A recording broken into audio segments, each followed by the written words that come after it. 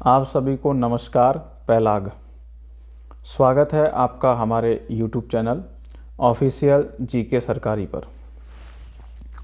हिंदी व्याकरण सीरीज के तहत आज हमारा ये दूसरा वीडियो है, जिसमें हम लोगों ने कल भाषा के बारे में पढ़ा था। भाषा किसे कहते हैं, उसकी परिभाषा क्या होती है। फिर भाषा के विकास का क्रम में हम लोगों ने संस्कृत, फिर वैदिक संस्कृत, फिर फिर आपका पाली, प्राकृत और अपभ्रंश देखा था। फिर अपभ्रंश से सातों अपभ्रंशों का विकास, उनसे विकसित भाषाएं, उपभाषाएं, फिर उन 5 उपभाषाओं से 17 बोलियों के बारे में हम लोगों ने अध्ययन किया था। चलिए आज थोड़ा सा रिविजन करते हुए चलते हैं इसका। तो भाषा संस्कृत की भा धातु से बनी है, कल आप लोगों को बताया था मैंने ये। और भाषा क्या होती है? एक व्यक्ति द्वारा दूसरे व्यक्ति तक अपने भावों का आदान प्रदान करना है। शब्दों के सार्थक समय संकेत को भाषा कहते हैं, ठीक है। और भाषा के विकास में जो पहला क्रम था वो संस्कृत का था। फिर उसके बाद आपका वैदिक संस्कृत थी, फिर लौकिक संस्कृत, फिर पाली, फिर प्राकृत, फिर हमने अपभ्रंश को देखा था, ठीक हो गया। उसके बाद हमने अपभ्रंश से 7 अपभ्रंशों का विकास हुआ, हम लोगों ने ये चीज़ देखा था इसमें। और इन्हीं अपभ्रंशों से उपभाषाओं का विकास हुआ, जिनमें भारत में 5 उपभाषाएं हैं। तो हिंदी में 5 उपभाषाओं को लिया गया है और 17 बोलियां हैं, ठीक है। बोलियों का हमने संपर्क क्षेत्र देखा था, जिसके अंतर्गत पूर्वी हिंदी, और इसका जो क्षेत्र है वो कौशल प्रदेश था। इसमें अवधी इसकी प्रमुख बोली है, इसको अवध अंचल में बोली जाती है। बंगाल में इसको गोहारी कहा गया। और लोक रहा या चंदाइन मुल्ला दाऊती रचना है, जो अवधि का प्रथम ग्रंथ है, और इसको कौशल प्रदेश में बोलते थे, तो नाम इसका कोस्ती पड़ गया। पश्चिमी हिंदी की बात करें तो ओकार बहुला और आकार बहुला में, जिसमें हरियाणवी और खड़ी बोली को ओकार बहुला में, और ब्रजभाषा बुंदेली को आकार बहुला में हरियाणवी और खड़ी बोली को, और ओकार बहुला में ब्रजभाषा था बुंदेली और कन्नौजी को रखा गया है, ठीक है। फिर ब्रजभाषा को हमने देखा था, ठीक है। फिर ब्रजभाषा के रचनाकार थे। खड़ी बोली के बारे में देखा हम लोगों ने, खड़ी बोली के प्रमुख रचनाकार हम लोगों ने देखे थे। हिंदी के विकास में योगदान किन लोगों ने दिया? फोर्ट विलियम कॉलेज का हिंदी के विकास में योगदान रहा है, जिनमें और यहाँ पर जॉन गिलक्राइस्ट प्रमुख व्यक्ति हैं, और इनके साथ लल्लूलाल और सदल मिश्र के द्वारा खड़ी बोली का नामकरण भी किया गया, ठीक है। हिंदी का प्रथम समाचार पत्र उदंत मार्तंड था, जो 30 मार्च 1826 को कलकत्ता से प्रकाशित हुआ था, और उदंत मार्तंड के संपादक जुगल किशोर थे, ठीक है। और 30 मई को ये निकाला गया था, इसलिए प्रतिवर्ष 30 मई को हिंदी पत्रकारिता दिवस के रूप में मनाया जाता है, ठीक है। फिर हमने हिंदी का विकास कुछ आधुनिक काल में, तो हमारे सिलेबस में आते नहीं है, कुछ ऐसे हम लोगों ने पॉइंट उठा रखे थे। जैसे हिंदी हिंदुस्तान का नारा पंडित नारायण मिश्र का है, पंडित प्रताप नारायण मिश्र का। और हिंदी के विकास में काशी नागरी प्रचारणी सभा का योगदान रहा है, तो इसकी स्थापना 1893 में की गई। 1900 में इंडियन प्रेस प्रयाग द्वारा सरस्वती पत्रिका निकाली गई, जिसके प्रथम संपादक चिंतामणि घोष, और 1903 में महावीर प्रसाद द्विवेदी को इसका संपादक नियुक्त किया गया, ठीक है। छायावाद के बारे में हमने कुछ पॉइंट देखे थे, जिसमें छायावाद के 4 स्तंभों में कौन कौन आते हैं? तो 4 स्तंभों में आपके जयशंकर प्रसाद, सूर्यकांत त्रिपाठी निराला, सुमित्रा नंदन पंत और महादेवी वर्मा आते हैं। और छायावाद की लघुत्री में महादेवी वर्मा, भगवती चरण वर्मा और राम कुमार वर्मा आते हैं, ठीक है। ये पॉइंट हम लोग इसमें देखे थे कल। और तार सप्तक देखा था, तार सप्तक में एकमात्र शामिल महिला शकुंत माथुर थी। और कुछ अन्य हमने योगदान देखे थे इसमें हिंदी के विकास में। नागरी प्रचारणी सभा की स्थापना 1893 में, इसके बाद प्रगतिशील लेखक संघ की स्थापना 1936 में लखनऊ में की गई थी। काशी नागरी प्रचारणी सभा के संस्थापक सदस्यों में श्याम सुंदर दास, बाबू श्याम सुंदर दास, राम नारायण मिश्र और शिव कुमार सिंह थे, ठीक है। प्रथम हिंदी साहित्य सम्मेलन 1910 में मद्रास में मदन मोहन मालवीय की अध्यक्षता में। दूसरा हिंदी साहित्य सम्मेलन 1918 में इंदौर में महात्मा गांधी के अध्यक्षता में। और इसी सम्मेलन में गांधी जी ने राष्ट्रभाषा के रूप में हिंदी का समर्थन किया था। बिहार विद्यापीठ की स्थापना 1921 में की गई, पटना में की गई थी इसकी स्थापना। बाद में हिंदी साहित्य सम्मेलन का नाम ही बदलकर क्या कर दिया? दक्षिण भारत हिंदी प्रचार सभा कर दिया गया। इसकी जो स्थापना है, दक्षिण भारत हिंदी प्रचार सभा की स्थापना 1927 में मद्रास, वर्तमान चेन्नई में की गई। हिंदी विद्यापीठ 1929 देवघर झारखंड में। अखिल भारतीय अखिल भारतीय हिंदी संस्था की स्थापना 1964 में हुई, मुख्यालय दिल्ली में है इसका। फिर नागरी लिपि परिषद की स्थापना 1975 में। दक्षिण भारत में हिंदी प्रचारक के रूप में गांधी ने सबसे पहले अपने पुत्र देवदास गांधी को मद्रास भेजा। पहला राजभाषा आयोग 1955 में बीजी खरे की अध्यक्षता में। दूसरा 1957 में जीबी पंत की अध्यक्षता में, ठीक है, 1957 में जीबी पंत की अध्यक्षता में, ठीक है। राजभाषा अधिनियम 1963 में आता है, जिसको 26 जून 65 में लागू किया गया, 67 में पारित हो गया था और 76 में इस पर संशोधन कर दिया गया। इसमें 9 धाराएं हैं। राजभाषा विभाग की स्थापना 75 में की गई, ठीक है। साहित्य अकादमी की स्थापना 1954 में की गई। राजभाषा विधायी आयोग 1965 में स्थापित किया गया। नेशनल बुक ट्रस्ट 1975 में। केंद्रीय हिंदी निदेशालय की स्थापना 1960 में। केंद्रीय अनुवाद ब्यूरो 1971 में इसकी स्थापना 1971 में की गई। और केंद्रीय हिंदी संस्थान आगरा में स्थित है आपका, ठीक है। और कल हमने भाषा का इसमें स्वरूप भी देखा था, तो इसके 4 स्वरूप होते हैं: बोली, साहित्यिक भाषा, राजभाषा, राष्ट्रभाषा, ठीक है। बोली क्या होती है? किसी स्थान विशेष पर बोली जाने वाली भाषा को बोली कहते हैं, ठीक है, या जिस भाषा के जन्म का हमको अता पता न चले, बल्कि जो है जो सामान्य जनता है उसको अपनी सहूलियत के हिसाब से स्वयं बना लेती है, ठीक है। और बोली को हम देशज भी कहते हैं। साहित्यिक भाषा, जिस भाषा का स्वरूप बोली से विकसित होकर अपने को व्याकरण के सम्मत यानी व्याकरण के अनुरूप ढाल ले, जिस भाषा के अपने नियम हों, शर्तें हों, व्याकरण के साथ कुछ उसमें साहित्यिक रचनाएं हुई हों, उसे साहित्यिक भाषा कहते हैं, ठीक है।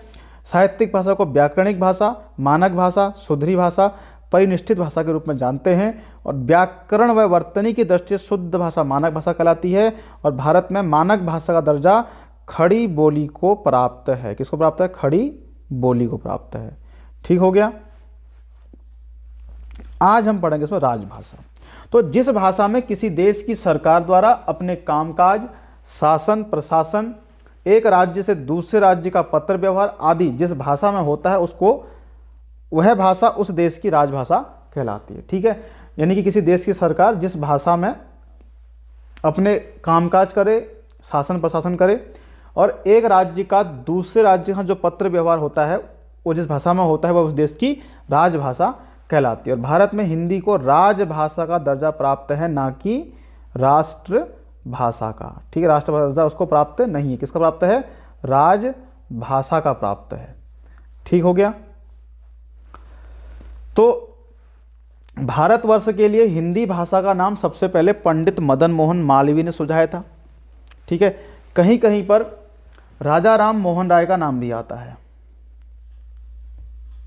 कि इनके द्वारा सुझाया गया, ठीक है। आप दोनों को नोट कर लीजिएगा, पेपर में जो भी आएगा उसको आप टिक कर दीजिएगा, ठीक है। तो भारत के लिए सबसे पहले हिंदी भाषा का नाम सबसे पहले किसने सुझाया? पंडित मदन मोहन मालवीय या राजा राम मोहन राय के द्वारा। संविधान सभा में हिंदी को राजभाषा बनाने का प्रस्ताव गोपाल स्वामी आयंगर ने प्रस्तुत किया था, ठीक है। संविधान सभा में हिंदी को राजभाषा बनाने का प्रस्ताव किसने रखा? गोपाल स्वामी आयंगर ने रखा था, ठीक है। और भारतीय संविधान ने 14 सितंबर 1949 को हिंदी को राजभाषा का दर्जा दिया। कब दिया?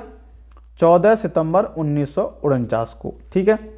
इसीलिए हम प्रति वर्ष 14 सितंबर को क्या मनाते हैं? हिंदी दिवस मनाते हैं, ठीक है। इसके अलावा विश्व हिंदी दिवस भी मनाया जाता है। ये 10 जनवरी को मनाया जाता है। कब? 10 जनवरी को मनाया जाता है।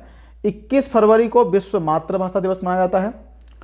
30 मई को हिंदी पत्रकारिता दिवस, क्योंकि इस दिन आपका 30 मई 1826 को उदंत मार्तंड का प्रकाशन किया गया था।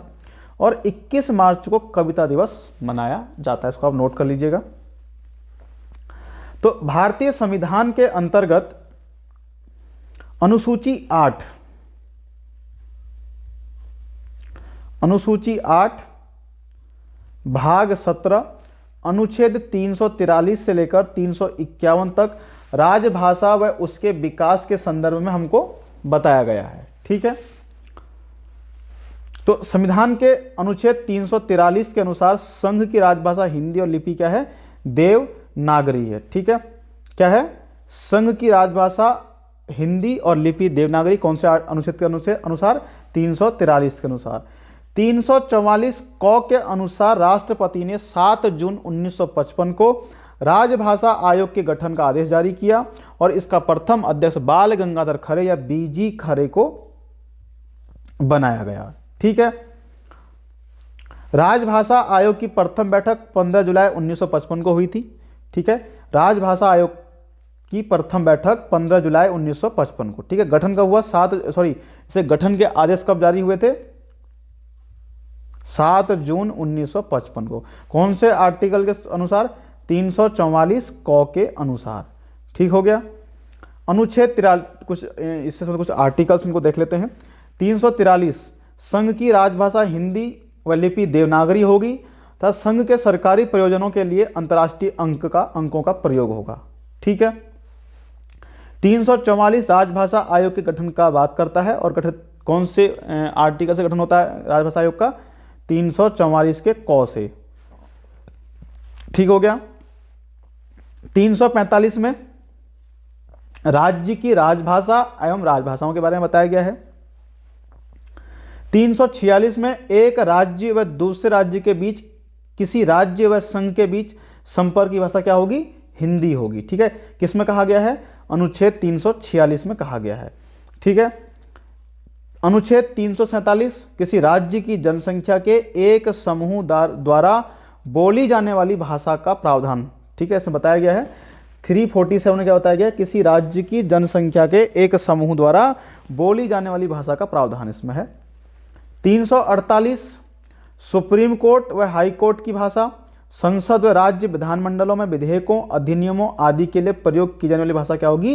हिंदी होगी। कौन सा अनुच्छेद कहता है? 348 कहता है। अनुच्छेद 349 भाषा संबंधी विधियों को अधिनियमित करने का प्रावधान किया गया इसमें। 350 में व्यथा के निवारण के लिए संघ की राजभाषा क्या होगी? हिंदी होगी। 350 का ए प्राथमिक स्तर पर मातृभाषा में शिक्षण संबंधी प्रावधान बताए गए। ठीक है। 350 के ए में प्राथमिक स्तर पर मातृभाषा में शिक्षा देने का प्रावधान है। 350 का बी जो भाषाई अल्पसंख्यक वर्ग हैं उनके लिए एक विशेष प्राधिकारी का उल्लेख किया गया है। और 351 में हिंदी भाषा के विकास के लिए निर्देश दिए गए हैं। ठीक है। 351 में हिंदी भाषा के विकास के लिए निर्देश दिए गए हैं। 350 में भाषाई अल्पसंख्यक वर्गों के लिए विशेष प्राधिकारी की नियुक्ति की बात की गई है। 350 ए में प्राथमिक स्तर पर मातृभाषा में शिक्षा देने का यहाँ पर बात की गई है। 350 में व्यथा के निवारण के लिए संघ की राजभाषा क्या होगी? हिंदी होगी। ठीक है। भारत में 6 भाषाओं को शास्त्रीय भाषा का दर्जा प्राप्त है। शास्त्रीय यानी कि क्लासिकल लैंग्वेज का दर्जा। ठीक है। भारत में 6 भाषाओं को शास्त्रीय भाषा का दर्जा प्राप्त है, जिसमें संस्कृत, तमिल, तेलुगु, कन्नड़, मलयालम, ओडिशा को शास्त्रीय भाषाओं का दर्जा दिया गया है। ठीक हो गया।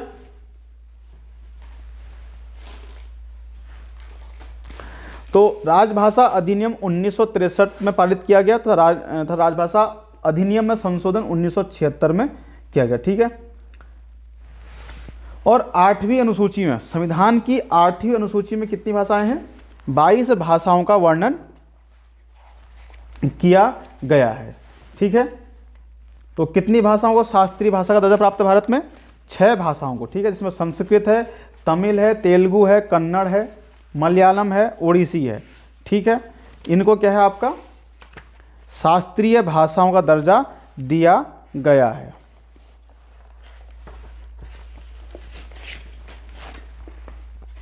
ठीक हो गया। इसमें आपका जो है तमिल को 2004 में दिया गया शास्त्रीय भाषा दर्जा, संस्कृत को 2005 में दिया गया, तेलुगु और कन्नड़ को 2008 में दिया गया। इसके अलावा मलयालम को 2013 में और ओडिसी को 2014 में शास्त्रीय भाषा का दर्जा दिया गया। ठीक है। 2004 में आपका किसको दिया गया? तमिल को। 2005 में संस्कृत को, 2008 में तेलुगु और कन्नड़ को, 2013 में आपका मलयालम को, 2014 में ओडिसी को शास्त्रीय भाषा का दर्जा दिया गया। 8वीं अनुसूची में 22 भाषा का वर्णन किया गया, जिसमें असमिया, बोडो, बांग्ला, डोगरी, गुजराती, हिंदी, कोंकणी, कन्नड़, कश्मीरी, मलयालम, मराठी, मणिपुरी, मैथिली, नेपाली, उड़िया, पंजाबी, संस्कृत, संथाली, सिंधी, तमिल, तेलुगु, उर्दू, इन 22 भाषाओं को 8वीं अनुसूची में शामिल किया गया है। ठीक है, मूल संविधान में 14 भाषाएं शामिल थी और जबकि वर्तमान में कितनी हो गई हैं? 22। ठीक है, 21वां संविधान संशोधन 1967 द्वारा पहली भाषा सिंधी जोड़ी गई और 71वें संविधान संशोधन 1992 के माध्यम से इसमें 3 भाषाएं और जोड़ी गई, कोंकणी, नेपाली, मणिपुरी। अब कितनी होगी? 18 हो गई। ठीक है, यहाँ तक। 92वां संविधान संशोधन 2003 द्वारा बोडो, डोंगरी, मैथिली और संथाली भी जोड़ देगी। इस प्रकार कुल 22 भाषाओं को संविधान की 8वीं अनुसूची में शामिल किया गया है। ठीक है, संसद में प्रयोग की जाने वाली भाषा कौन सी है? जो भाषा है उसका वर्णन अनुच्छेद 120 में किया गया है, जबकि विधान मंडलों में प्रयोग की जाने वाली भाषा का उल्लेख अनुच्छेद 210 में किया गया है। ठीक है, यानी कि ये केंद्र में और ये राज्यों में। ठीक हो गया। अब बात करें राष्ट्रभाषा की, तो राष्ट्रभाषा क्या होती है? वह भाषा जो पूरे राष्ट्र अथवा देश द्वारा समझी या बोली जाती है तथा उस राष्ट्र की संस्कृति से क्या होती है? संबंधित होती है। वह भाषा जो देश के विभिन्न भागों में निवासियों के बीच संपर्क स्थापित करे, क्या कहलाएगी?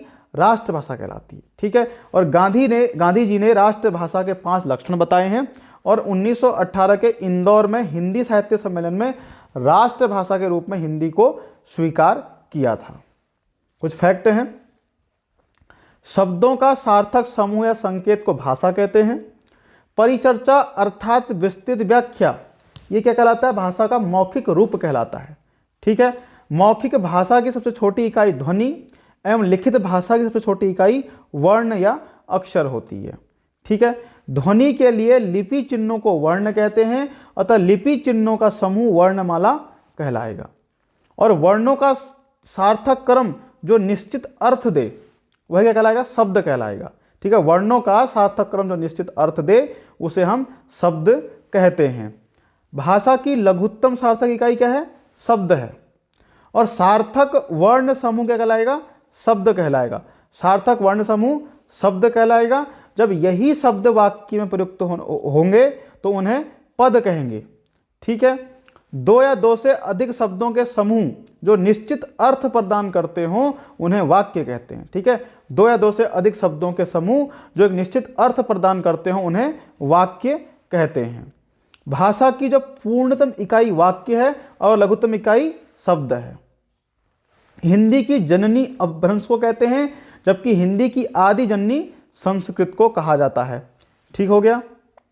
हिंदी और अपभ्रंश के बीच की जो कड़ी है वो अवहट है, यानी कि अपभ्रंश के बाद की और हिंदी के पहले की बीच की कौन सी? अवहट।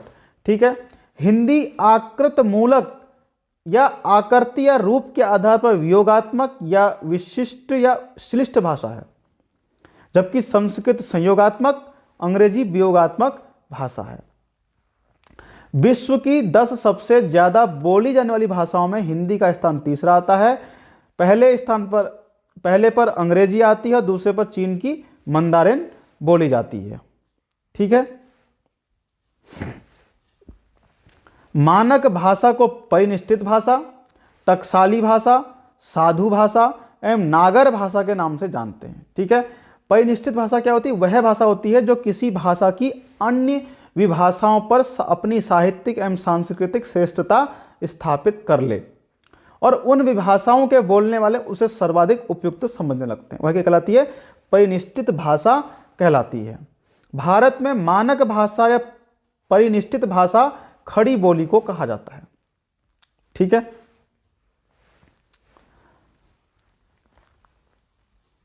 संस्कृत की उत्तराधिकारी कौन है? हिंदी है। ठीक है, उत्तराधिकारिणी कौन है? हिंदी है संस्कृत की। भाषा के क्षेत्रीय रूप को क्या कहते हैं? बोली कहते हैं। हिंदी को विकास प्रदान करने वाली भाषा कौन सी है? अपभ्रंश है। हिंदी को विकास प्रदान करने वाली भाषा कौन सी है? अपभ्रंश है। 10 जनवरी 1975 को प्रथम हिंदी सम्मेलन राष्ट्र भाषा प्रचार समिति वर्धा के सहयोग से नागपुर में संपन्न हुआ। ठीक है, तो पहला विश्व हिंदी सम्मेलन कब हुआ था? 10 जनवरी 1975 को हुआ था। कहाँ? राष्ट्र भाषा प्रचार समिति वर्धा के सहयोग से कहाँ हुआ था? नागपुर में हुआ था। इसी कारण प्रतिवर्ष 10 जनवरी को विश्व हिंदी दिवस मनाया जाता है। ठीक है, पहला हिंदी सम्मेलन 1975 को नागपुर में, दूसरा 1976 को पोर्ट लुइस में, 8वां 2007 में न्यूयॉर्क, 9वां 2012 में जोहान्सबर्ग में, 10वां भोपाल में 15 में, 11वां 2018 में पोर्ट लुइस में, 12वां 21 में ये होना था लेकिन ये आपका 2022 में फिजी के नाडी में हुआ। कहाँ? नाडी में हुआ है। ठीक हो गया, इतना आप लोगों को समझ में आ गया होगा। ये कुछ पॉइंट हैं, इनको आप नोट कर लीजिएगा। ठीक है, और राजभाषा से संबंधित जितने भी की पॉइंट हैं उनको आप नोट करके उनको पढ़ लीजिएगा। ठीक है,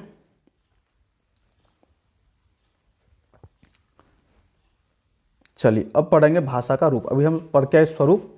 तो भाषा के जो रूप होते हैं दो होते हैं, एक मौखिक होता है, एक लिखित होता है। ठीक है, मौखिक जिसका अपना कोई निश्चित चिन्ह नहीं होगा मौखिक का। ठीक है, इसी को ध्वनि कहते हैं। ठीक है, और मौखिक भाषा के आधार पर भाषा की जो लघुत्तम इकाई वो क्या है? ध्वनि है। बात करें लिखित भाषा की, तो लिखित भाषा वह भाषा होती है जिसके अपने कुछ निश्चित चिन्ह होते हैं, और इन चिन्हों को व्याकरणकर्ताओं ने क्या कहा है? वर्ण कहा है। क्या कहा है? वर्ण कहा है, वर्ण। ठीक है, और लिखित भाषा के आधार पर भाषा की जो लघुत्तम इकाई है वो वर्ण कहलाती है। ठीक है,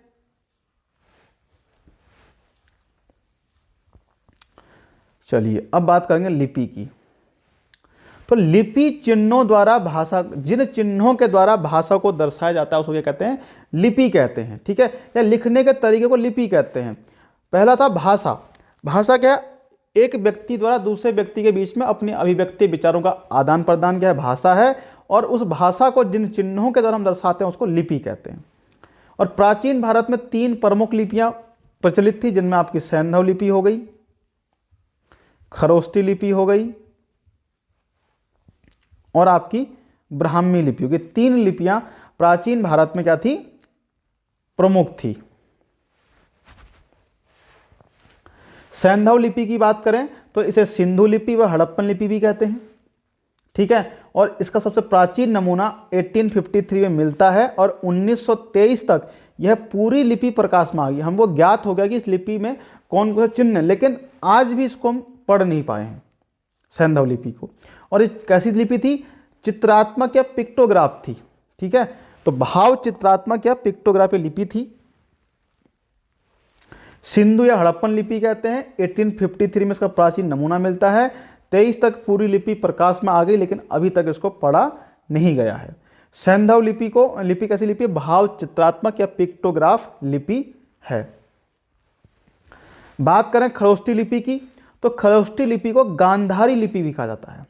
ठीक है, तो गांधारी लिपि कहा जाता है। पंजाब, कश्मीर और गांधार क्षेत्र में इसका प्रचार प्रसार था। किसका? खरोष्टी लिपि का। दाएं से बाएं, ठीक है, इस तरीके से लिखी जाती थी। ठीक है, दाएं से बाएं तरफ को लिखी जाती थी। अशोक के मात्र 2 अभिलेखों में, शाहबाजगढ़ी और मानसेरा अभिलेखों में खरोष्टी लिपि प्राप्त हुई है। ठीक है, ब्राह्मी लिपि की बात करें तो विश्व की सबसे प्राचीन लिपि ब्राह्मी लिपि है। ठीक है, और भारत की वर्तमान जितनी भी लिपियां हैं वो ब्राह्मी लिपि से विकसित हुई हैं। ठीक है, और ब्राह्मी लिपि बाएं से दाएं इस तरीके से इधर को, ठीक है, ऐसे लिखी जाती है। ब्राह्मी लिपि को पहली बार जेम्स प्रिंसेप ने 1837 में इसको पढ़ा था। बौद्ध ग्रंथ ललित विस्तर में अशोक के समय की लिपि का जो नाम मिलता है ब्राह्मी लिपि मिलता है। ठीक है, और इस ललित विस्तर में जो बौद्ध ग्रंथ है इसमें विभिन्न प्राचीन भारतीय लिपियों का उल्लेख भी मिलता है। ठीक है, तो विश्व की सबसे प्राचीन लिपि है ब्राह्मी लिपि। और सभी जो लिपियां वर्तमान में जो भारत की लिपियां हैं उनका जो विकास है इसी से हुआ है, ब्राह्मी लिपि से।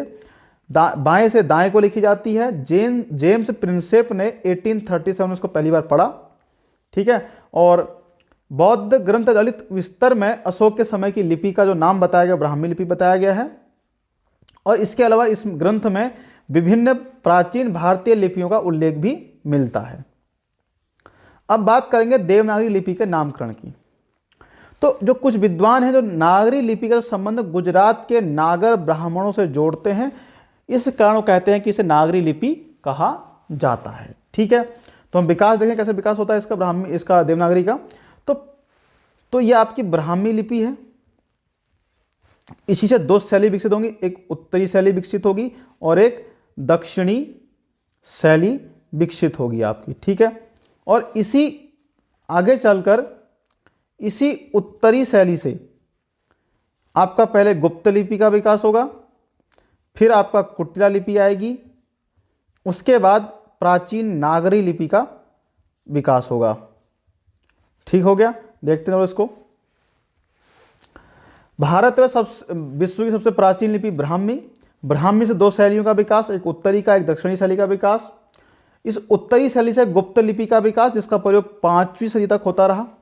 5वीं सदी तक इसका क्या होता रहा, प्रयोग होता रहा, ठीक है। गुप्त लिपि से 6ठी सदी में कुटिला लिपि विकसित हुई, ठीक है। और ये 6ठी शताब्दी से लेकर 8वीं सदी तक व्याप्त रूप में प्रचलन में थी, ठीक है। और 9वीं सदी आते आते कुटिला लिपि से नागरी लिपि के प्राचीन रूप का विकास हो गया और इस लिपि को ही प्राचीन नागरी लिपि पढ़ा गया, ठीक है। और इसका प्रयोग प्राचीन नागरी से 15वीं 16वीं सदी में आधुनिक नागरी विकसित हो जाती है, ठीक हो गया। प्राचीन नागरी लिपि से पूर्वी क्षेत्र की मैथिली, बांग्ला, उड़िया, पश्चिमी क्षेत्र की हिंदी, राजस्थानी, मराठी, ठीक है, और महाजनी विकसित होती हैं।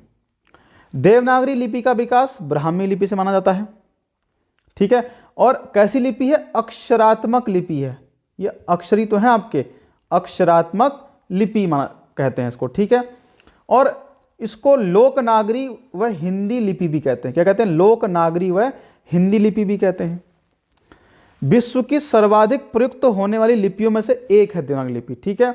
दक्षिण भारत में इसको देवनागरी को नंदी नागरी लिपि कहते हैं और यह भी बाएं से दाएं इस तरीके से इधर को लिखी जाती है आपकी, ठीक है, बाएं से दाएं ओर लिखी जाती है। हिंदी, संस्कृत, कश्मीरी, कोंकणी, नेपाली, बोडो, संथाली, मराठी की लिपि क्या है, देवनागरी। हिंदी, संस्कृत, कश्मीरी, कोंकणी, नेपाली, बोडो, संथाली और मराठी की लिपि क्या है, देवनागरी है, ठीक है। वर्तमान नागरी लिपि का मूल अर्थात प्राचीन रूप अशोक के शिलालेखों में हमको प्राप्त होता है, ठीक हो गया। और लिपि के अर्थ में नागरी अथवा देवनागरी का सर्वप्रथम उल्लेख 8वीं सदी के गुजराती राजा जयभट्ट के लेखों में हमको प्राप्त होता है, ठीक है। लिपि के अर्थ में नागरी अथवा देवनागरी का सर्वप्रथम उल्लेख 8वीं सदी के गुजराती राजा जयभट्ट के लेखों में हमको प्राप्त होता है, ठीक है। मुद्रण के लिए देवनागरी टाइप सबसे पहले यूरोप में बनती है, ठीक है। यानी प्रिंटिंग के लिए देवनागरी जो टाइप बना सबसे पहले यूरोप में बनाया गया। और देवनागरी में प्रकाशित होने वाली सबसे पहली पुस्तक थी चाइना इलस्ट्रेटा, जो सन 1667 में प्रकाशित हुई थी, चाइना इलस्ट्रेटा। भारत में नागरी टाइप बनाने का श्रेय चार्ल्स विलिकम्स तथा पंचानन को है, ठीक है।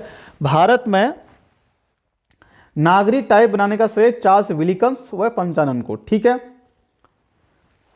ध्वनि के अनुरूप संकेतों की दृष्टि से सर्वश्रेष्ठ लिपि है देवनागरी। ध्वनि के अनुरूप संकेतों यानी कि जो आप बोल रहे हैं वही लिख रहे हैं और जो लिख रहे हैं वही बोल रहे हैं। देवनागरी लिपि ने जो विराम चिन्ह ग्रहण किए हैं वो कहाँ से प्राप्त लिए हैं, रोमन लिपि से इन्होंने ग्रहण किए हैं विराम चिन्ह, ठीक है। पंजाबी की जो लिपि गुरुमुखी, उर्दू की फारसी, जर्मन, फ्रांसीसी, अंग्रेजी की लिपि रोमन, ठीक है। इसके अलावा गुजराती की जो लिपि है वो गुजराती ही है। ध्यान रखिएगा गुजराती की लिपि देवनागरी नहीं है, पेपर में पूछ चुका है, ठीक है। देवनागरी लिपि के आधार पर भोटी लिपि का आविष्कार थोनमी संभोटा ने किया। ठीक है, इसने किया थोनमी संभोटा ने किया। भारत में लिपि की प्राचीनता का सबसे पुष्ट प्रमाण सिंधु घाटी की सभ्यता में मिलता है। ठीक है, लिपि की प्राचीनता का सबसे पुष्ट प्रमाण सिंधु घाटी की सभ्यता में मिलता है। सर्वप्रथम बाल गंगाधर तिलक ने सन 1904 में अपने पत्र केसरी के लिए 190 टाइपों का एक फॉन्ट तिलक फॉन्ट बनाया और उसके माध्यम से देवनागरी लिपि में सुधार आरंभ किया। ठीक है, 1904 में तिलक जी द्वारा अपने पत्र केसरी के लिए 190 टाइपों का एक फॉन्ट बनाया, इसको तिलक फॉन्ट कहा, और देवनागरी लिपि में सुधार आरंभ किया। सावरकर बंधुओं ने औ की 12 खड़ी तैयार करी और 1935 में नागरी लिपि सुधार समिति का गठन किया गया। 1935 में नागरी लिपि सुधार समिति का गठन किया जाता है। 1945 में नागरी परिचारिणी लिपि समिति का गठन किया गया और उत्तर प्रदेश सरकार द्वारा 1947 में देवनागरी सुधार समिति का गठन किया गया, जिसके अध्यक्ष नरेंद्र देव को बनाया गया। ठीक है, यह आपका यहां पर लिपि भी समाप्त हो गई है। इसका व्याकरण आएगा आपका।